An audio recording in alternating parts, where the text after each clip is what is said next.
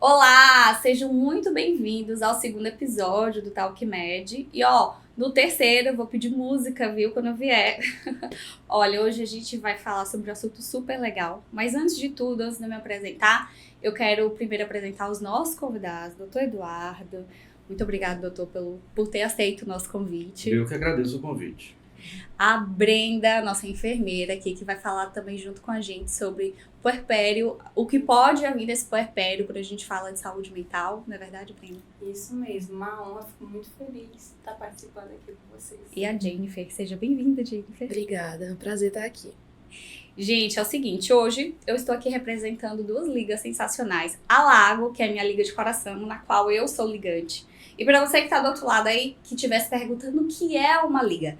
Liga é como se fosse um grupo acadêmico de estudantes que se reúnem com um assunto em comum para debater, estudar, aprofundar, fazer estágios, ampliar aquele assunto. Então eu participo da Lago, que é a Liga de Ginecologia e Obstetrícia. Inclusive, já tive a oportunidade de ter algumas aulas com o professor Eduardo, apesar de ainda não ter sido oficialmente aluna dele aqui dentro da Universidade de Seul, né, doutor? E também pela LIFAC, que é a Liga de Fisiologia e Anatomia Clínica Cirúrgica, que também tem o mesmo objetivo dentro dessas áreas. Então, eu me chamo Jamile Paiva, sou aluna do primeiro período de medicina aqui da Universidade de Seul, e para mim é uma honra estar apresentando esse episódio para vocês, espero colaborar muitíssimo, né? Então, sem mais delongas, hoje a gente vai falar sobre puerpério e saúde mental materna. E aí eu quero apresentar primeiro para vocês nossos convidados de honra. A gente está aqui com o Dr. Eduardo Durães Figueiredo. Ele é graduado em Medicina pela Universidade Federal do Maranhão, especialista em Obstetrícia e Ginecologia pela UFMA, mestre em Saúde Materna e Infantil pela UFMA e doutor em Saúde Coletiva pela UFMA, professor do curso de Medicina da Universidade de Seul. Doutor, o senhor recebe muitas pacientes com desafios na saúde mental no puerpério, no pós-parto? Sim, eu sou apaixonado pela obstetrícia, né?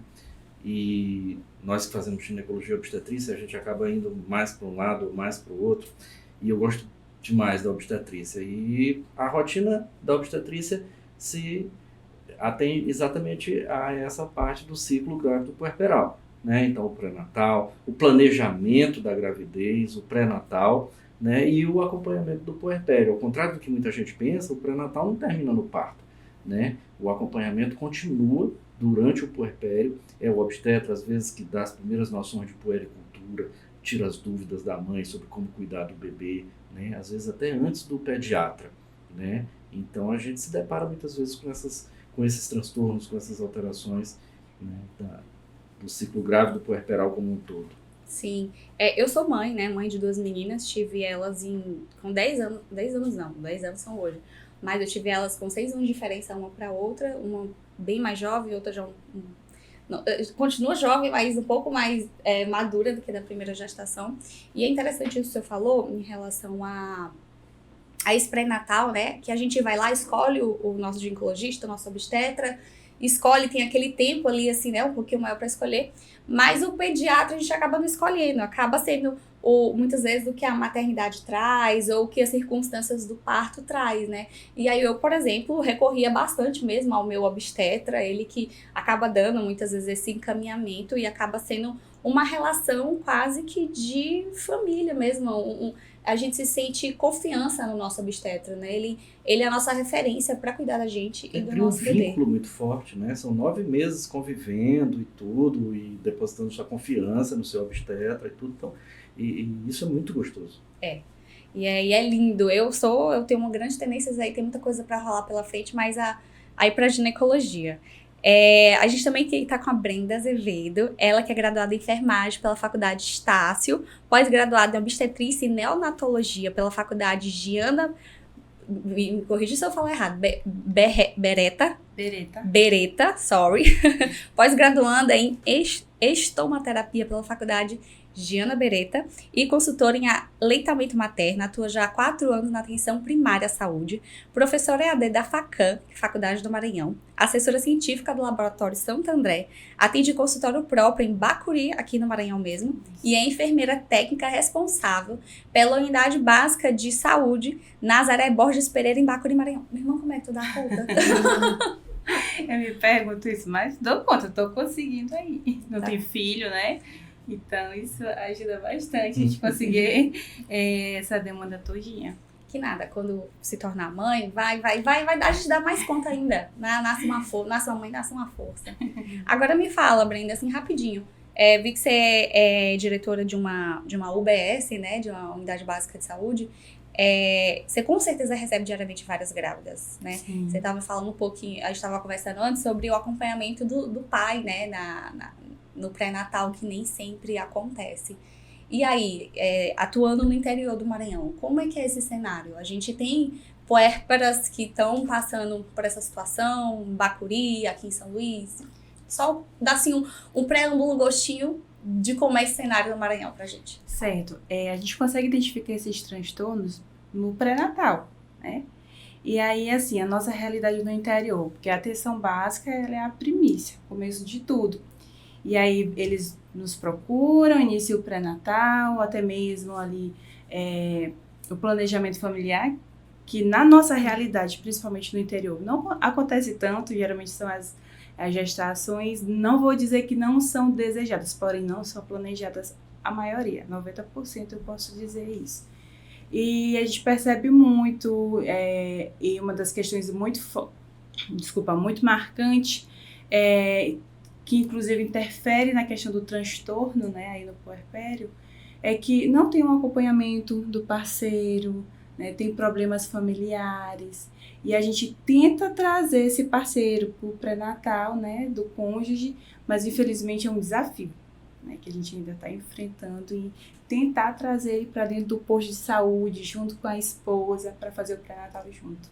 Isso já acho que acredito que uma das ferramentas que a gente poderia utilizar, né, para trazer saúde para essa gestante, trazer saúde para esse bebê, porque uma mulher que se sente desamparada de uma gestação, ela também vai se sentir desamparada no nascer do filho e assim sucessivamente. E aí a gente quer impedir que isso aconteça. E você, Jennifer, que é graduada em psicologia pela Universidade Selma, aqui de casa, né? É especialista em psicologia perinatal só, desculpa, pela Faculdade Focus, especialista em psicologia hospitalar pelo Instituto Pangeia. Atua como psicóloga clínica e psicóloga hospitalar na maternidade pública Nossa Senhora da Penha, em São Luís, Maranhão. Isso. E aí, Gé, como é que é? A gente está aqui com 3 profissionais que lidam diretamente com esses assuntos, né, especialistas nessa área. E eu, por exemplo, acabei de entrar, né, gente? Primeiro período, a área da saúde. Mas, por exemplo, os 9 encontros que eu já tive dentro da Unidade Básica de Saúde, né, totalizando 9 encontros até agora, eu nunca vi uma gestante acompanhada do parceiro. Geralmente são mulheres ali aflitas, mulheres que muitas vezes, a grande maioria delas vão com os filhos, né, já com filhos. Como é que essas mulheres chegam para você, Jennifer? Então, primeiro a gente tem que ter em mente que a maioria desses cenários são mulheres de vulnerabilidade social, né? No público, em sua maioria, é assim. E sim, na maternidade, por exemplo, o número de bebês que são registrados sem o nome do pai é significativo ainda.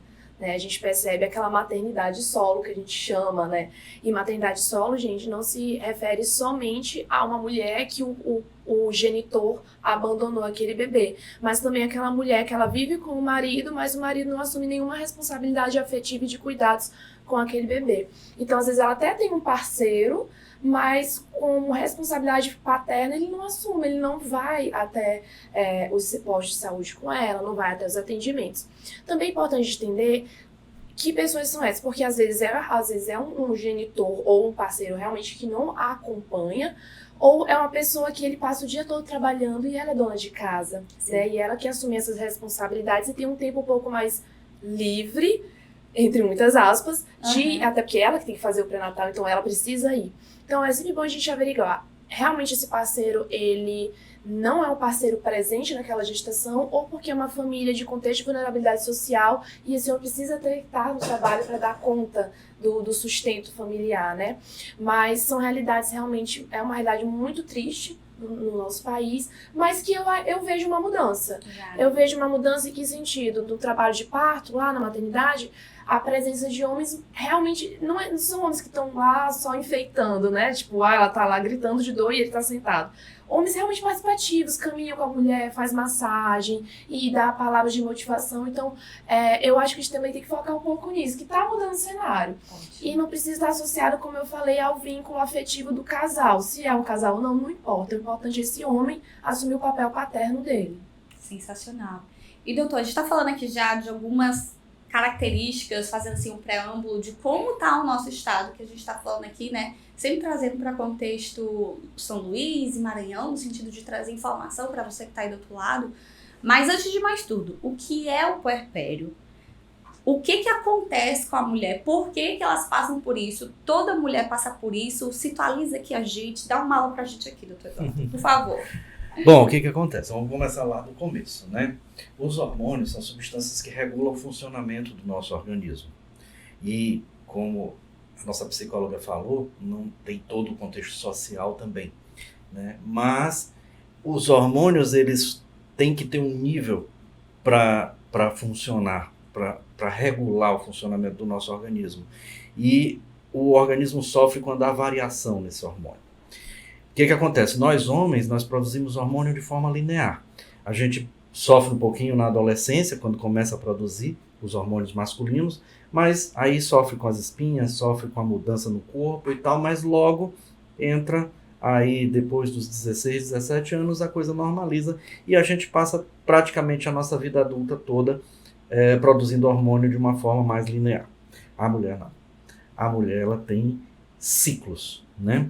Ela começa a sofrer essas variações na adolescência e aí ela sofre literalmente Até o final da vida. essas variações a cada mês, né? O ciclo menstrual, ele é caracterizado exatamente por isso. Tem hormônio que sobe, tem hormônio que desce, né? A gravidez, os hormônios se alteram.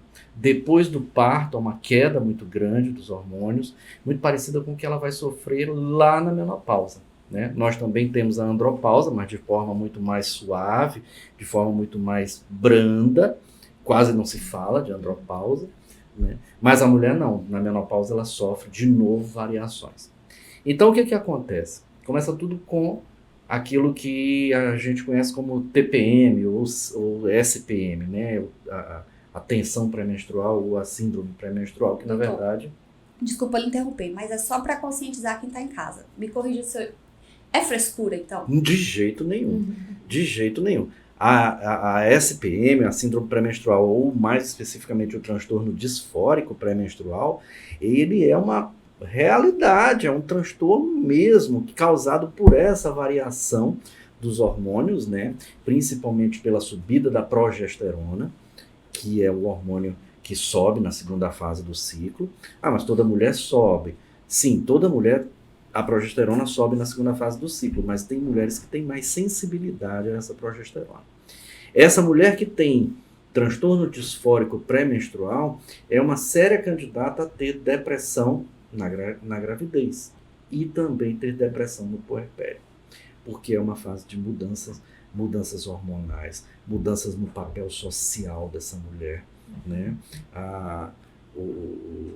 Alguns pesquisadores chamam de a morte da donzela.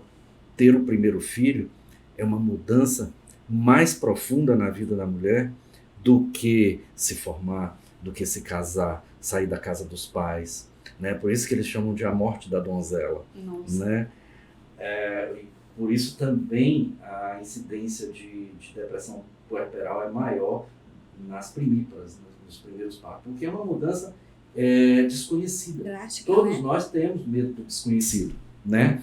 Mas você que já passou pelas duas experiências, né, de ser mãe 2 vezes, você já sabe que da primeira vez é muito mais difícil, porque é o desconhecido. Na segunda vez você já tem mais segurança, não é que não aconteça, pode acontecer sim. Então essas mulheres que têm muita TPM, que chegam a ter isso que a gente chama de transtorno disfórico pré-menstrual, essas mulheres têm que ser mais vigiadas durante a gravidez, porque existe a depressão também durante a gravidez, né? Principalmente aquelas mulheres como a Brenda falou, aquelas mulheres que não planejaram a gravidez, que não têm apoio do parceiro, que não têm apoio da família, né? As grávidas adolescentes, né? Para quem a gravidez vai significar uma mudança nos planos, às vezes ela para de estudar, às vezes ela é discriminada na escola, porque tem escola que não aceita adolescente grávida, ela tem que mudar de escola, né? Então, essa paciente, ela tem que ser vigiada, né? As pacientes que sofrem perdas durante a gravidez, né? Às vezes até a perda do parceiro, não só em termos de morte, mas em termos do parceiro que, como você falou, que abandona a gestação ou que não dá apoio, né? Então, essa paciente que também apresenta depressão durante a gravidez, ela tem um risco muito maior de apresentar depressão puerperal. E aí tem que ser vigiada. É interessante o que você falou, nunca tinha ouvido isso, né? Morte da donzela. A morte da donzela. Nossa, mexeu comigo aqui. E assim, é interessante você falar, porque minha primeira filha eu tive com 19 anos. E não foi planejado, logicamente. Eu me senti uma adolescente, inclusive. Engraçado. E foram 2 gestações totalmente diferentes, 2 puerpérios totalmente diferentes. Minha segunda filha nasceu na pandemia, no lockdown, né? Mas assim, foi uma gravidez e um puerpério muito mais tranquilo do que a da primeira. Justamente por isso da morte da donzela e engraçado. Que já tinha acontecido, né? Com a primeira. Com a segunda foi mais suave, porque eu já sabia o que me esperava. Mas na primeira, quando você tem aquele bebê, de repente você já não é mais... Ele não tá mais aqui em você. Aquela missão já acabou. E você começa a se procurar de novo, a procurar aquela sua versão, e ela não existe. Sim. E até cair a ficha e fazer esse processo sozinha, que no meu caso foi sozinha, esse processo de entender que eu não sou mais aquela pessoa, ela não existe mais, ela morreu. Agora eu preciso encontrar essa nova mulher, que é mãe da Maria Laura, que é a esposa do Marcelo. Quem é? Nunca vi falar. Onde é que é? Tem um manual. Porque assim, Brenda, a gente estuda para ser médico, estuda para ser enfermeira, estuda para ser psicóloga, a gente estuda para viajar, mas a gente não estuda para engravidar, a gente não estuda para ser mãe, né? E interessante seria se fosse. O que é que você pode dar de orientação ou dizer o que a gente já pode fazer? Essas mulheres estão querendo engravidar, ou que pensam em engravidar, ou que estão grávidas, ou que estão no puerpério.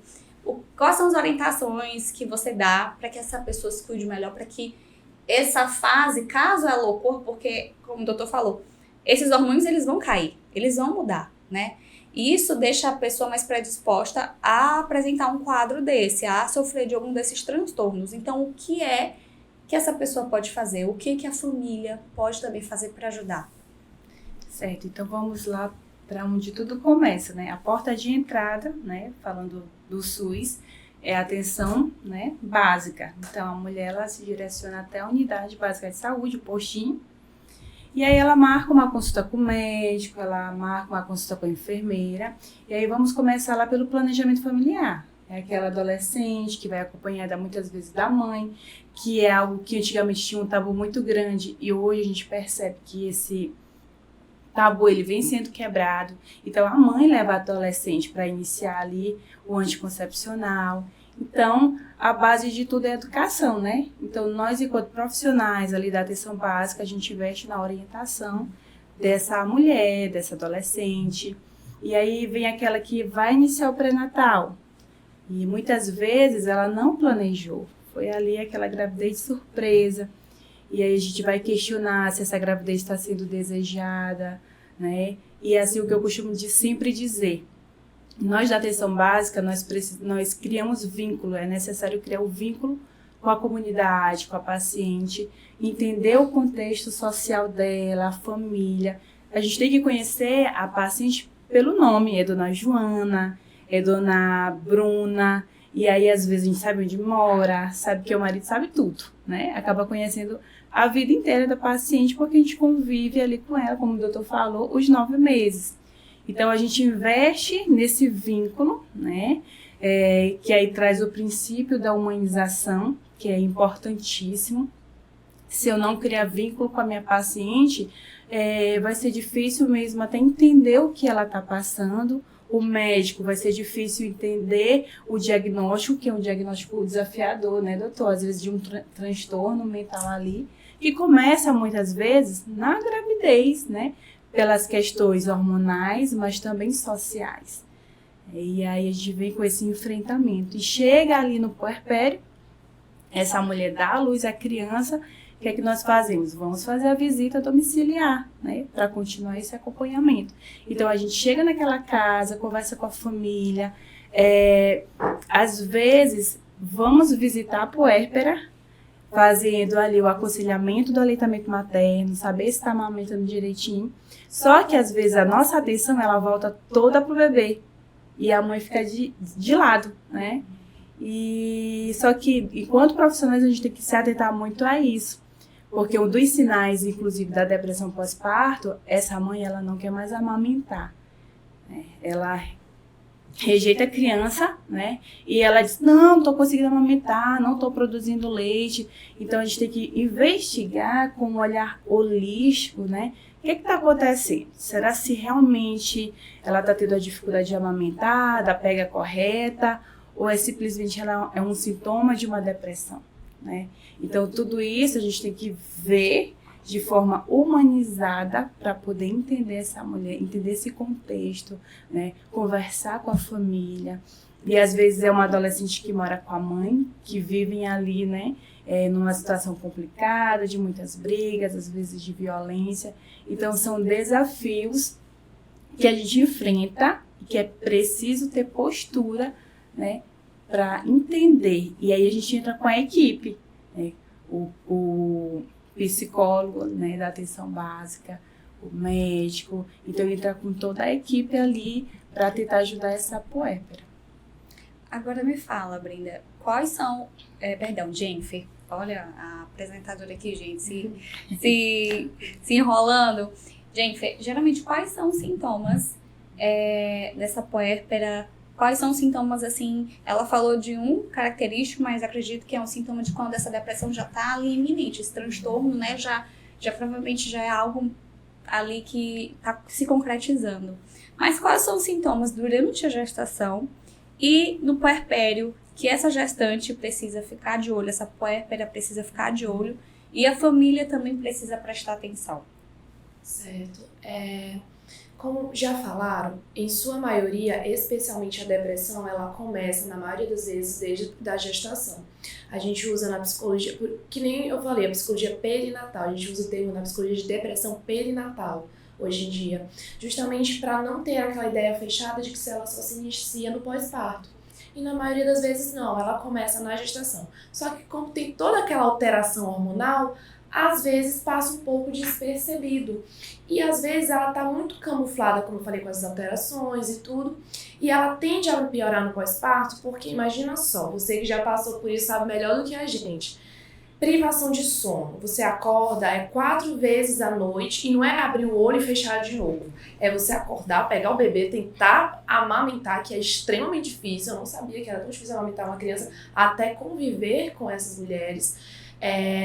Tem as alterações, a queda hormonal drástica, que isso, não sou mãe, mas sofro de TPM, sei que mexe, então imagina com uma puérpera, né?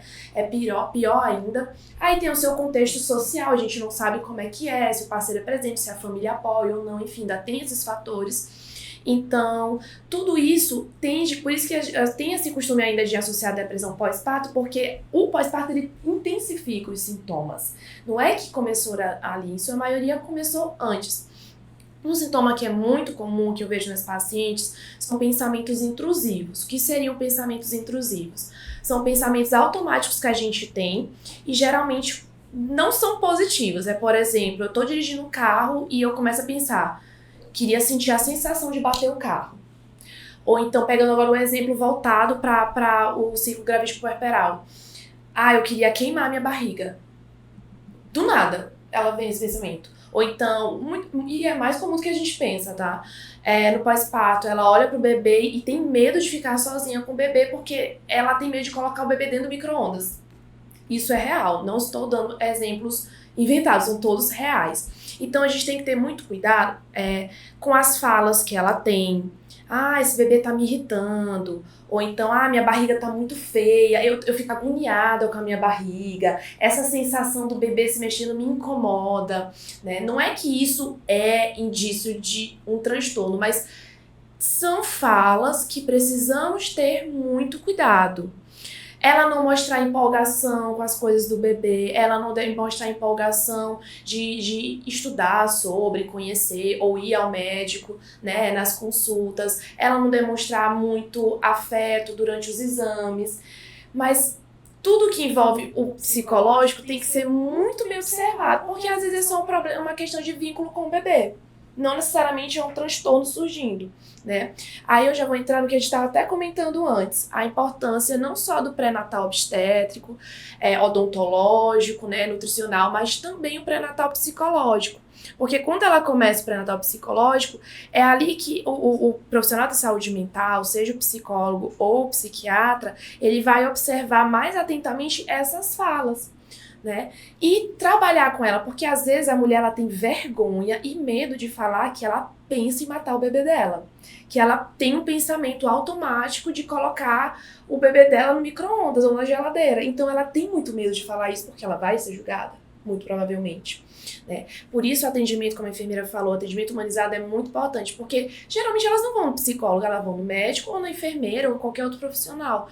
E quando ela se sente acolhida com esse vínculo bem estabelecido, ela vai se abrir para esses profissionais. E a partir deles que vai vir o encaminhamento necessário. Por isso a importância de estarmos todos aqui, né? Para a gente entender que a visão para essa mulher, para essa família, para esse bebê, tem que ser integral. Então eu diria que os primeiros sinais são esses pensamentos, e que por isso a associação com a piora no pós-parto, porque o pós-parto é um período desafiador. E só para acrescentar, o pós-parto na saúde mental, para psicologia e psiquiatria, ele não dura 45 dias, ele não dura um mês. Pra gente pode durar até 3, 4 anos, porque o emocional é muito diferente do físico. A recuperação física dela pode sim ser, vamos supor, em até 6 meses, mas o psicológico não, porque ela leva muito tempo ainda para se adaptar, claro, depende de pessoa para pessoa, de contexto para contexto, a se adaptar àquela realidade. Então ela ainda pode viver sim emoções, sentimentos de adaptação daquela nova vivência dela, né? A morte da Nutella. Eu também ainda não tinha ouvido falar desse termo, eu adorei. Vou pesquisar, porque eu nunca tinha ouvido falar.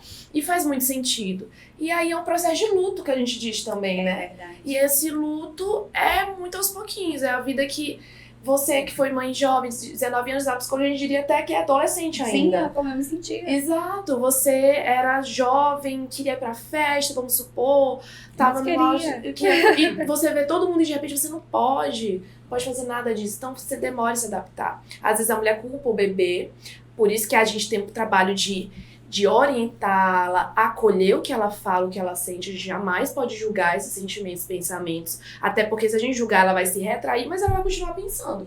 Mas acolher e trabalhar aos poucos isso, que a culpa não é do bebê, são as circunstâncias, enfim, e orientando e acolhendo ela, é o principal.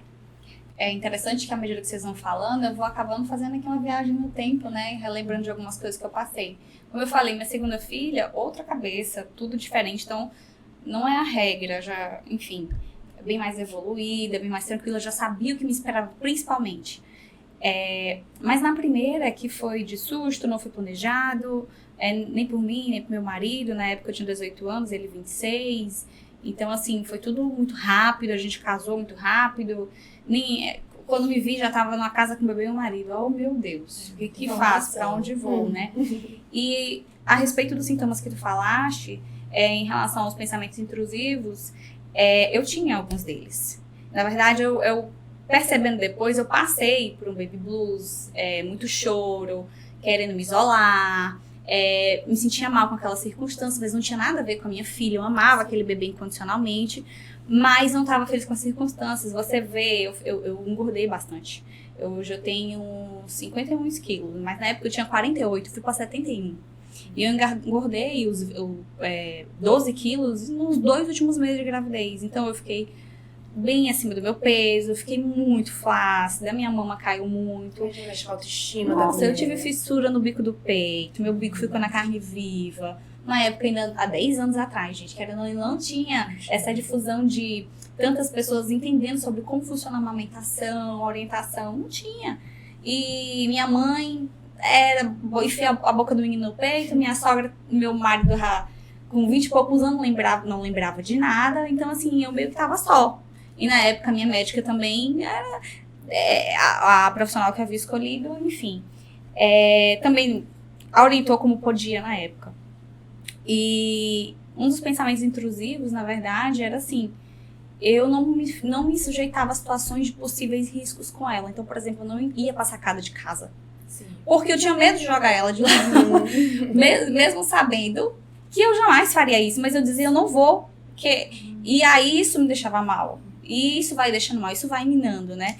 Acabou que, tempos depois, eu também tive alguns outros problemas, que acredito que foi muito do processo que eu vivi de puerpério, de tudo isso. Imagina, eu tava lá, linda e maravilhosa, na casa da minha mãe, com meu namorado, de repente, pum, grávida, casei, mudei de casa, e ali num seio familiar novo, e imagina uma pessoa numa situação de vulnerabilidade, numa situação onde a pessoa é abandonada pelo parceiro, a mulher é abandonada pelo parceiro, onde não tem o apoio dos pais, eu tive tudo isso e foi desafiador.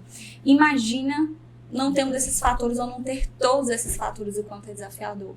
E para as pessoas entenderem, por isso que eu interrompi naquele momento sua fala, para dizer assim, é frescura? Não, não é frescura. Não, se a gente pudesse ter a escolha de não passar por isso, a gente escolheria não passar. Quem que gosta de se sentir mal? Quem que gosta de chorar? Todo mundo quer ser feliz.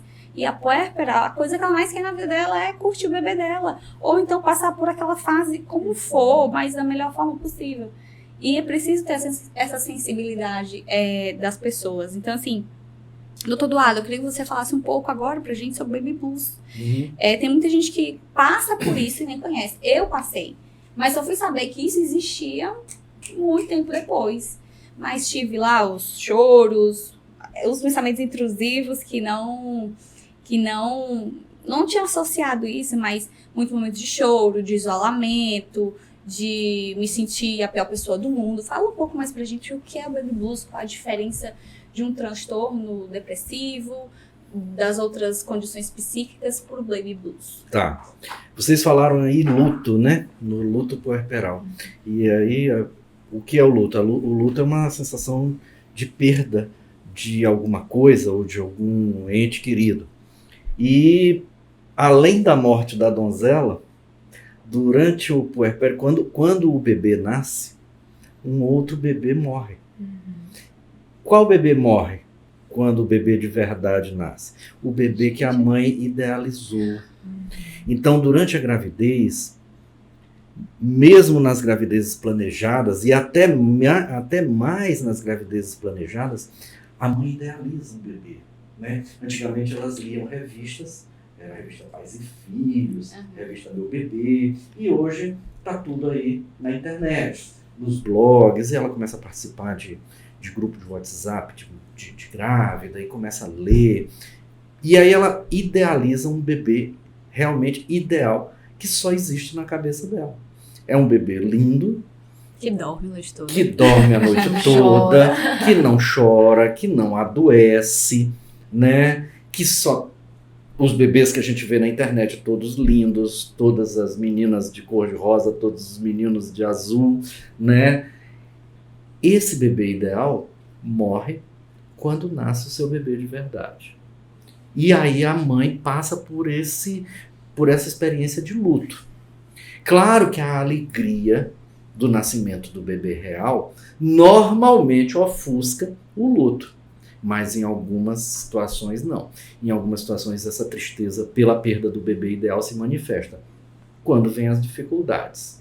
A dificuldade na amamentação, quando a mãe descobre, né, que a amamentação não é aquela coisa tão poética quanto disseram para ela, né?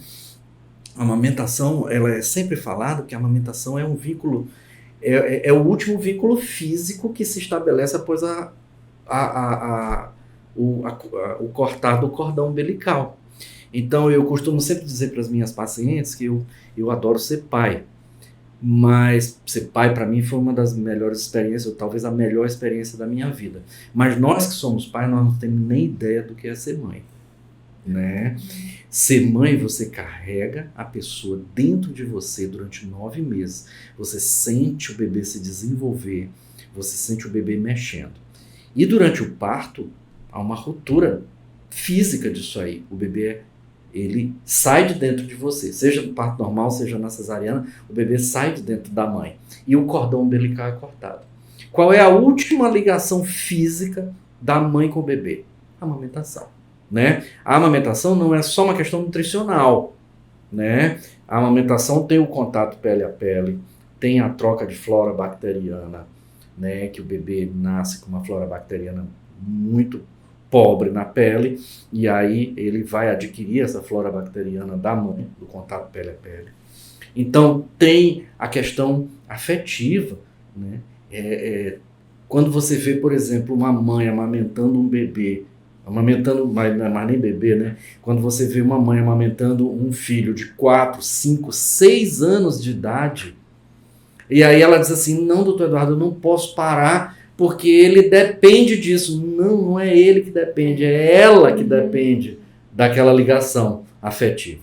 Então, a amamentação, que é essa coisa tão bonita, a madrugada inteira é puxado, é difícil, é dolorido, vem a fissura do mamilo, vem às vezes a quantidade de leite. A grande vantagem do leite materno, que é a sua fácil digestibilidade para o bebê, então significa que o leite é digerido muito rápido. Essa grande vantagem para a digestão do bebê é um transtorno para a mãe, porque com 2 horas ele está com fome de novo. Então ele levou aí 40 minutos para mamar, ela vai tentando pegar no sono e ele acorda de novo. Então aí ela começa a ver que o puerpério é essa fase difícil, desafiadora, né? E aí ela, às vezes está até tudo bem, né? Você vê aquele puerpério que está indo bem, ela está bem fisicamente, o bebê não está doente, o bebê está bem, está tudo bem, e aí às vezes até com apoio da família, com apoio do parceiro, né? E aí ela diz, mas eu estou triste. Eu não sei o que está acontecendo comigo, eu não estou feliz. Ela projetou uma felicidade tão grande no nascimento do bebê, ainda mais hoje, com tanta informação, com tanta expectativa que é criada, né, durante os pré-natais. O pré-natal, eu faço pré-natal desde a década de 90 e eu vejo como o pré-natal foi mudando, como a gravidez, a forma de encarar a gravidez mudou, né? Hoje tem chá revelação, tem chá de bebê, tem chá disso, chá daquilo. Então aquela criança é tão esperada que, pelo amor de Deus, ele está chorando de madrugada, ele faz cocô, ele faz xixi, não era para fazer isso, entendeu? E aí então vem o que a gente chama de blue puerperal. Então o blue puerperal, ele é um sentimento absolutamente normal da mãe, causado por essa perda do bebê ideal, quando ela descobre que o bebê dela não é um bebê ideal, né? É um bebê normal, é um ser humano como outro qualquer, que dá trabalho, você sabe disso. Então o blue puerperal é um sentimento absolutamente normal, ele não é caracterizado como um transtorno, né? Nem como doença, nada disso. E normalmente ele se resolve sozinho, à medida em que a mãe vai acreditando, né, que pode cuidar do bebê. E esse é outro aspecto muito importante, como você mesma falou. Às vezes a gente pensa esse isolamento, que a mãe às vezes não quer nem ter contato com o bebê, eu não quero mais amamentar, eu não quero mais dar banho no meu filho. Algumas pessoas podem interpretar isso como falta de amor, né? Quando na verdade é exatamente o contrário. Ela ama tanto aquele bebê que ela não se sente capaz de cuidar do bebê. Entendeu? Ela fica com medo, como você ficava com medo de ir para a varanda. Ela fica com medo de carregar o bebê e deixar ele cair no chão. Ela fica com medo de ele escorregar dentro da banheira e se afogar, porque ela não se acha capaz de cuidar daquela coisa que ela ama tanto. É muito parecido, por exemplo, mudando um pouquinho o assunto, a mãe que entrega o bebê para uma adoção, tá? Às vezes as pessoas julgam, né? Dizem, a mãe que entrega o filho para adoção é uma mãe que não ama. Às vezes ama. Eu tenho um sobrinho adotado, e que quando o meu cunhado foi buscar esse bebê, e ele perguntou para a mãe, se a senhora quer mesmo doar, a senhora quer mesmo me dar esse bebê? Sabe o que ela respondeu? Ela disse, quero, doutor, ele vai ficar muito melhor com você do que comigo. Então isso é um ato de amor supremo. Ela está abrindo mão da condição dela de mãe, pensando que ela é no melhor para aquela criança. Então, muitas vezes, a questão da grávida deprimida, da puérpera deprimida, passa por isso aí. Né? Ela não se sente boa o suficiente, ela não se sente capacitada o suficiente para cuidar daquela coisa que é tão preciosa para ela. É tão pequenininho, é tão frágil, é tão perfeito. Você parar pra olhar que, meu Deus, saiu dentro de mim, é parte de mim, eu que fiz, é meu corpo que fez. E agora, tá aqui, agora, mulher, o que faz? Como é que vai cuidar dessa criança? E ainda tem que ir todo o resto da vida. Agora, sobre o uso do bebê, interessante que o senhor falou, porque a minha primeira filha, eu não lembro, deve ter tido, né, todo esse processo de idealizar o bebê ideal, mas eu tenho certeza que eu fiz isso com a minha segunda filha. Porque a minha primeira eu tive dificuldade para amamentar, mas porque eu tive febre, meu peito inchou, não sabia o que tinha que fazer, aquilo, isso, outro, com a mama, que tinha a pega certa do bebê, então sangrava mesmo, sabe? Nossa, foi bem difícil. Então, com a segunda filha, eu já estava tudo isso preparado. Já estava preparada a logística de dormir, já estava preparado todo o arsenal de bomba, de pomada, de não sei o que para cicatrização, o contato. Beleza. Só que a minha primeira filha não me deu muito trabalho. Ela dormia 6 horas por noite, depois dos primeiros dias ali, que a gente tem que ficar cronometrando as mamadas, né? Que é pra a glicemia não baixar. Então, ela dormia bem à noite, ou depois que passou a parte da mama dolorida, fluiu bem a amamentação. Já a minha segunda filha, gente, eu não dormia até ela fazer 2 anos de idade, gente. Quando chegou com meu marido, eu falei que ela nasceu na pandemia, né? Mas ela nasceu na pandemia, lockdown demorou muito, ele voltou a trabalhar. E eu permaneci sozinha em casa com as 2 meninas na época. E por conta dele sair pra trabalhar, passava o dia todo fora, ele queria dormir à noite. Eu disse, negativo. Eu já passo o dia inteiro acordada. Não, bora, vamos revezar aqui, porque eu não aguento. Não tem ser humano que aguente ficar não sei quantos dias seguidos sem dormir direito, porque ela era empendurada no peito o dia inteiro. E ela é muito chamegada comigo até hoje. A personalidade dela já nasceu pronta. Ela é zangada, é meio rabugentazinha, mas veio totalmente diferente. Assim, gente, a gente jurava que vinha igual a primeira. Porque a primeira foi, um docinho. A segunda veio e disse assim, não, ainda não. Eu preciso deixar meu legado. Não é que eu vou ser igual a outra. Não vou. Agora, assim, compartilhando, né, essa história aqui, mas assim, gente, não dormir também, acho que colabora muito para qualquer despertar de algum transtorno, né? Porque o sono, eu acredito que ele é uma das tríades ali do bem-estar do ser humano. Uma boa alimentação, sono, e acredito que a alimentação entra água e exercício físico, né? A tríade de sustentação que eu geralmente falo é para que a pessoa viva bem, minimamente, né? Agora, fala pra gente, Jennifer, quais são os principais... a gente falou dos sintomas, né, mais recorrentes de quando há um início de um transtorno para essa gestante. E o que a gente pode, eu já tinha perguntado para a Brenda sobre o que a gente pode fazer antes, né? E essa mulher começou a se ver nessas condições, né? Triste, para baixo, ela se sente mal por não querer estar ali com o bebê dela, ou ela idealizou essa gravidez na cabeça e acabou percebendo que o bebê nasceu e ela não tá vindo esse amor, ela tá se sentindo mal. O que é que ela pode fazer? Certo. Primeiro de tudo, a sociedade precisa começar a normalizar um pouco essa dificuldade no pós-parto, porque a partir do momento que ela se sente confortável em se abrir para um familiar, é mais fácil de podermos ajudá-la, né? Então, eu gosto sempre de falar sobre o mito do amor materno, sobre a romantização que a gente tem na maternidade. Então, antes de chegar nessa parte, eu vou dizer qual é o mito do amor materno. Nenhuma mulher ama instantaneamente o seu bebê assim que ela descobre que está grávida. Não existe isso. o amor materno é como qualquer outro amor, ele é um processo de vinculação. O que acontece, por que uma mulher às vezes ela demonstra muito mais afeto do que outra, é porque ela já idealizava tanto, desde criancinha ela brincava com a bonequinha e já imaginava aquela mulher que tem um sonho de ser mãe.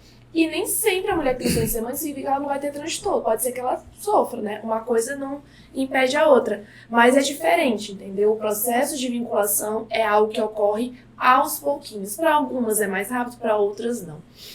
Então, é importante entendermos isso, e sobre essa romantização toda já estamos falando sobre a amamentação, bebê ideal, bebê real, enfim. Por quê? Porque a partir do momento que a sociedade começa a falar mais sobre isso, essa mulher, ela começa a entender que ter algum desafio nesse período, se sentir mal, não é anormal, entende? E aí ela pode sentir mais abertura para confidencializar isso para alguém, seja o marido, um familiar, uma amiga ou o profissional que está acompanhando, certo? Então, só que é um pouco desafiador ela se perceber, porque ela tem vergonha e tem os sentimentos de culpa envolvido, porque ela deveria estar no momento mais feliz da vida dela. Por isso que é importante não romantizarmos esse período. Mas é por isso que entra aí a parte de orientação da família. Quando eu falo família, é aquela rede de apoio dela central, principal, que vai estar bem pertinho dela. Seja a mãe, a avó, o parceiro, a amiga, enfim, seja quem for. Ou a rede de apoio profissional também, né? Que seria o obstetra, pediatra, enfermeira, enfim, tem a pessoal e a profissional. Essa rede de apoio dela, especialmente a família, é que vai ter que se atentar a isso, observar esses comportamentos, observar essas falas que já foi dito antes. Mas a partir disso, dá um espaço de abertura para ela. Como é que você tá? Tá se sentindo tudo bem? Olha, não tem problema se você tá tendo tal pensamento. Dá essa abertura para que ela comunique. Como eu falei, não importa quem seja, comunicar. Se realmente a família ficar preocupada, os profissionais acharem que deve ser necessário, na verdade eu acho que é sempre bom a gente pecar por excesso quando se fala de saúde, né? Saúde física ou mental, seja qual for. Encaminhá-la logo para um profissional adequado, um psicólogo, um psiquiatra, para que a gente possa fazer esse acompanhamento e ver se realmente é só um sintoma, por exemplo, uma fase do baby blues que está acontecendo ali, que logo vai passar, ou se isso pode se desenvolver para algum transtorno mental.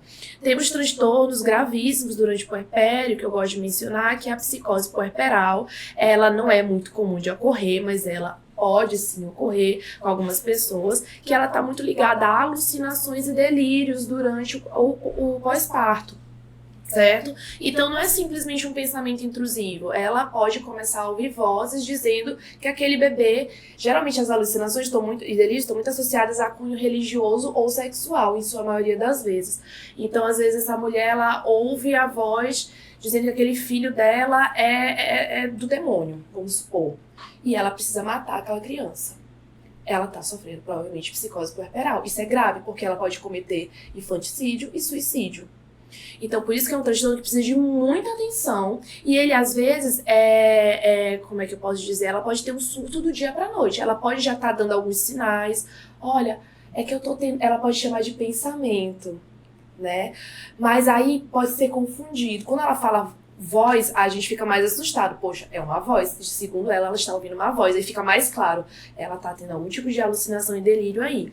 Então, existem transtornos gravíssimos como esse, né? Não necessariamente a mulher já tinha esquizofrenia antes ou algo do tipo. Às vezes pode surgir exatamente naquele período. Tem tratamento, tem como a gente amenizar, mas por isso é importante a equipe de saúde mental. Psiquiatra para o uso de medicamento, lembrando, gestante puérpera pode sim usar medicamento psiquiátrico desde que seja receitado pelo psiquiatra, uma avaliação muito minuciosa e com muito cuidado, claro, para não afetar esse bebê, afinal de contas ele está sendo gerado ou está sendo amamentado, certo? Porque tem um tabu, tem muitas pacientes que elas não gostam de usar medicamento, que acham que vai fazer mal pro bebê, que acham que vai afetar a amamentação, mas não é bem assim. Por isso que tem que ir num profissional adequado para que não haja prejuízos para ninguém. Eu sempre gosto também de puxar a orelha dos pacientes de não se interrompe medicamento psiquiátrico por conta própria. Tem mania de fazer isso é uma preocupação enorme, porque quando você interrompe um medicamento desse, que é um medicamento forte, começou a tomar por um mês, de repente para do dia pra noite, vai piorar tudo. Haverão consequências, né? Consequências bem piores. Por isso é importante. Siga a risca o que o seu obstetra, psicóloga, psiquiatra, enfim, te recomendarem. Faça o tratamento direitinho, caso você esteja passando por algum acompanhamento, caso você esteja vencendo algum tipo de transtorno mental, que isso vai amenizar com o tempo. E o médico vai te dando a alta, o desmame desses medicamentos, que acho que essa é a maior preocupação das pacientes psiquiátricas. Então, de modo geral, orientação à família para observar as falas, os comportamentos dela, certo? E a partir disso fazer o encaminhamento ou levá-la para esses locais, os profissionais adequados para observar melhor e fazer o diagnóstico. A gente quer que essa puérpera, que essa família, que esse bebê, né, que todo mundo seja feliz, que vivam bem, que essa criança tenha um bom desenvolvimento, que nós da área da saúde possamos, da melhor forma possível, proporcionar as melhores soluções, as melhores alternativas, os melhores meios de que tudo isso aconteça. E vejam, a gente está falando aqui do cuidado com a puérpera, pensando na saúde dela e do bebê, mas não envolve só ela, envolve o companheiro, ou envolve o pai da criança, envolve ou o marido, ou a companheira, envolve a mãe, o pai, os tios, a rede de apoio no geral. Então, uma vez eu vi num determinado livro que fala que a criança, a gente perdeu um pouco da criação em comunidade, porque quando nasce uma criança, não nasce só uma mãe, nasce um ser na comunidade. Então, hoje, por exemplo, eu vejo como o filho de outras pessoas, também como responsabilidade minha. Hoje, então, na medicina nem se fala, mas desde comecei a aprofundar meus estudos em inteligência emocional, a fim de educar bem as minhas filhas, eu comecei a entender isso. Então, todas as pessoas deveriam ter a consciência de que são responsáveis pela educação das minhas filhas. Assim como eu sou responsável pela educação do filho das outras pessoas. Então, a gente precisa entender que a saúde da Jennifer e da Brenda estão aqui no meu meio, eu tenho consciência disso, então elas também precisam ser uma preocupação minha. A gente precisa entender que, de uma forma ou de outra, a gente precisa buscar ajudar essas pessoas de alguma forma. E se você é da área da saúde, está escutando a gente, você então precisa, minimamente, que seja com uma orientação, que seja, inclusive, encaminhando esse episódio de podcast para alguém que você conhece. Você, inclusive, quero dar sugestão, pedir para você que está assistindo a gente, para clicar aqui no botãozinho de gostei, se inscrever no canal, seguir a gente no Instagram. Vai vir ainda muito conteúdos mais legais, tão legais quanto esse. A gente pede também que vocês vão lá no nosso Instagram, @talkmed, e deixem as sugestões de vocês para próximos conteúdos, dúvidas, sugestões, perguntas. Vocês topam se chegar pergunta e encaminhar para vocês? Claro. Oba, adoro! E se também topariam novos convites, Estamos aqui. E vão querer música do Fantástico também, né? Com certeza.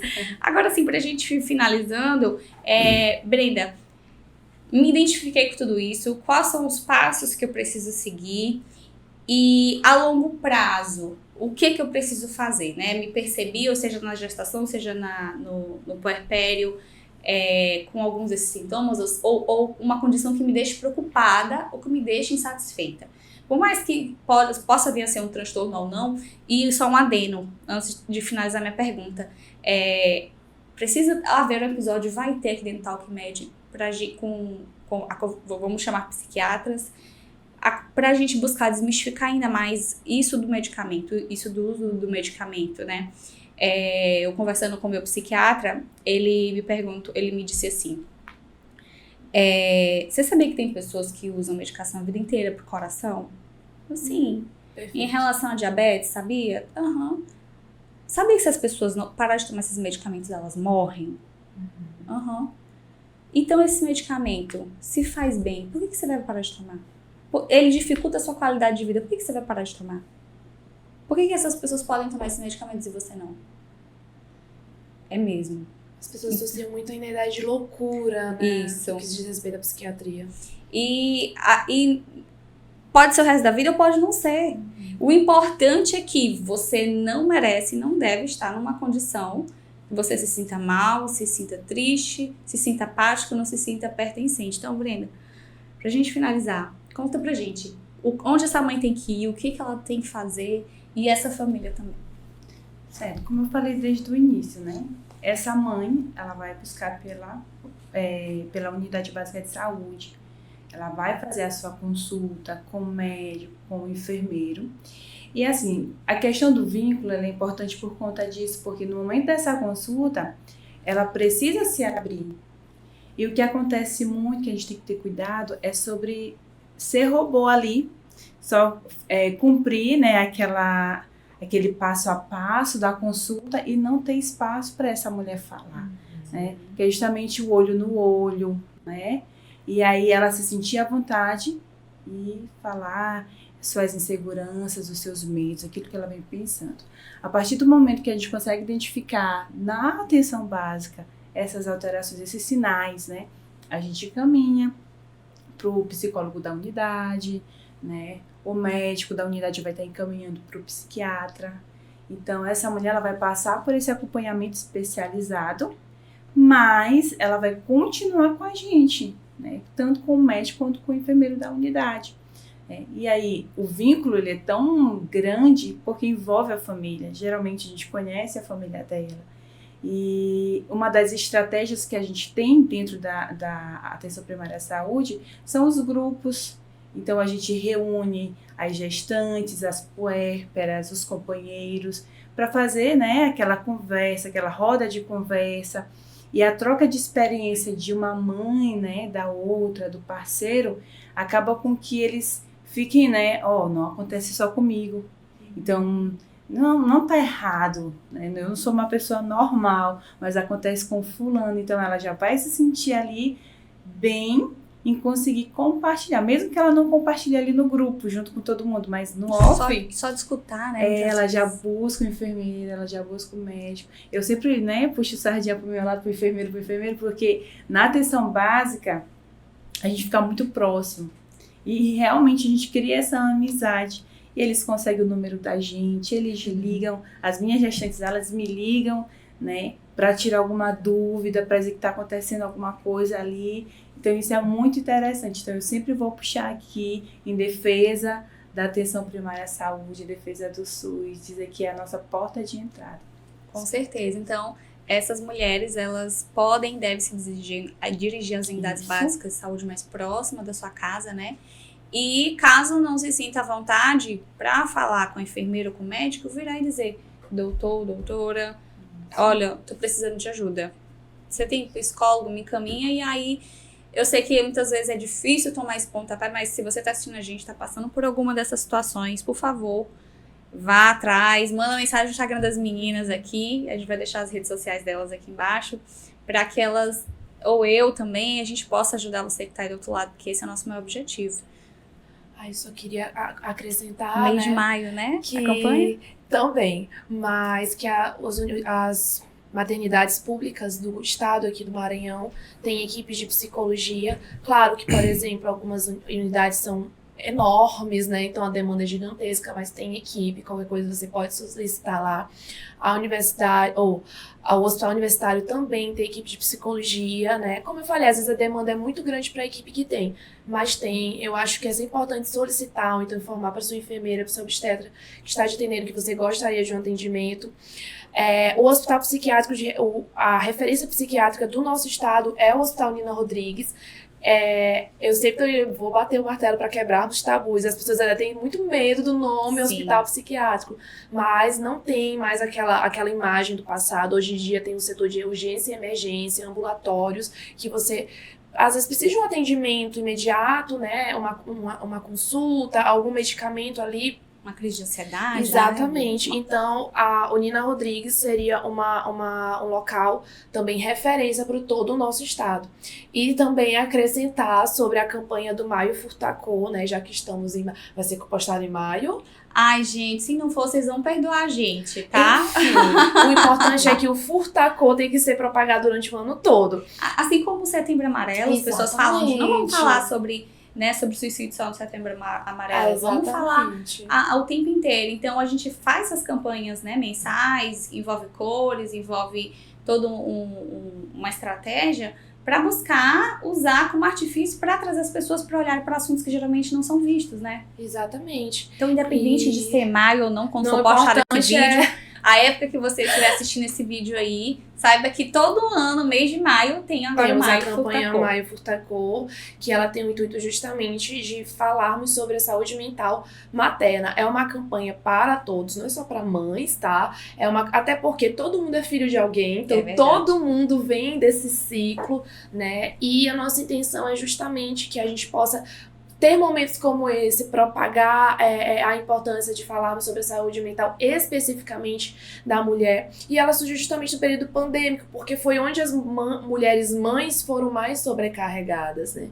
Então eu sempre gosto de citar a campanha Pra Onde Eu Vou, porque eu faço parte, sou voluntária da campanha, não tem nenhum fim lucrativo, nem político, nem nada. É justamente pelo bem da população, tá certo? Então, frisando a importância dela aqui também pra gente. Professor, o senhor quer acrescentar alguma coisa, alguma informação que Eu queria importante só ser falada? reforçar o papel da família, né? Claro que esses transtornos depressivos no puerpério, eles têm graduação de leve, moderado, grave. Quando é um transtorno leve, às vezes uma boa conversa, uma orientação resolve. Mas um transtorno moderado, um transtorno grave, precisa de tratamento, como as meninas falaram, tratamento multidisciplinar. Não é só o obstetra, não é só o psicólogo, não é só o psiquiatra, mas todo mundo agindo, né? E é importante que a família valorize esses sintomas, que a família reconheça e não tente uma solução caseira, né? Como você, voltando lá para a tua primeira pergunta, não pense que é frescura, não pense que é manha, né? É um transtorno psiquiátrico, precisa de tratamento. Então o papel da família é valorizar isso e procurar assistência, procurar a unidade básica de saúde, que funciona como se fosse uma extensão da família. Como Brenda falou, a equipe de saúde da unidade básica, ela entra em contato e cria um vínculo com a família. Então é a extensão da família. E acho que aí família, equipe de saúde básica e depois o atendimento especializado, todo mundo trabalhando junto, né, para solucionar esse problema, que é um problema que acontece. A gente às vezes pensa que isso acontece com os outros, não vai acontecer próximo da gente e tal, mas às vezes acontece. E reconhecer que doença mental é uma doença como outra qualquer, um transtorno mental é um transtorno como outro qualquer. Acabar com essa visão, como você falou, do louco, né? Que esse estigma que, não, então eu não vou levar minha filha, eu não vou levar minha mulher para consultar com o psiquiatra, porque ela não é louca e tal. Então, acabar com essa história e pensar não no que os outros vão dizer, mas sim pensar no bem-estar dessa paciente que precisa de tratamento. Uma coisa interessante que acontece. Eu trabalho muito com mulheres e muitas vezes se fala sobre sororidade, sobre empatia. E muitas vezes nós somos as primeiras a apontar, a discriminar, a falar e a julgar. Então, por exemplo, eu tive inclusive cuidado na minha fala de dizer que minha segunda filha foi uma gravidez totalmente diferente, inclusive empática com a minha primeira versão de mãe lá atrás. Porque, enfim, minhas condições, minha cabeça, minha vida, minha situação, meu tudo. E que ninguém é igual a mim, e ninguém vai levar as coisas da forma como eu levei. Então, por exemplo, digamos que eu não tivesse, eu só tivesse tido a minha segunda gravidez, e foi linda, maravilhosa, eu estava super plena, realmente estava. Me preparei para isso, enfim, várias circunstâncias e tudo mais. Mas isso não me dá o direito de virar para um momento assim, para com isso, eu não passei por isso, eu tô aqui, não. Não vamos fazer isso. As mães, inclusive, geralmente as avós. Na minha época. É porque a senhora não teve nem a oportunidade de sofrer, que era tão puxado, né? E ignorava aqueles sentimentos e não sabe que muita coisa que sente hoje, já na idade mais avançada, é em decorrência de tudo aquilo que sofreu. Você quer trazer alguma mensagem pra gente também, pra gente finalizar, amiga? Quero apenas dizer que, principalmente para as adolescentes, né? A gente tem um público muito grande de adolescentes gestantes, então, ainda para essas que existe esse tabu dentro de casa, o medo de falar com a mãe. Então, a unidade básica de saúde, né? A gente está lá, esperando justamente essas meninas que têm essa dificuldade de falar com a mãe dentro de casa, né? Então, a gente planeja todo o futuro, sonha com o futuro, querendo ou não, eu sempre falo nas minhas palestras na escola, que a gente não deve romantizar a gravidez na adolescência, né? Mas a gente tem que apoiar quando acontecer. Sim. Então, se a gente puder prevenir, vamos prevenir. Então, a gente tem que levar essa conscientização, dizer que você pode confiar nos profissionais lá do postinho perto dessa casa, né? E a gente está sempre de porta aberta para receber todo mundo. Como o doutor falou, nós somos uma família também ali. Ai, gente, que legal. Muito obrigada, professor, por ter aceitado o nosso convite. Muito obrigada, Brenda, por ter aceitado o nosso convite. Jennifer também por ter aceitado o nosso convite. Gente, por mim eu ficava aqui, vocês ficavam aqui também escutando um tempão. Eu já queria falar tanta coisa, mas Ai, não meu dá. Deus, não dá.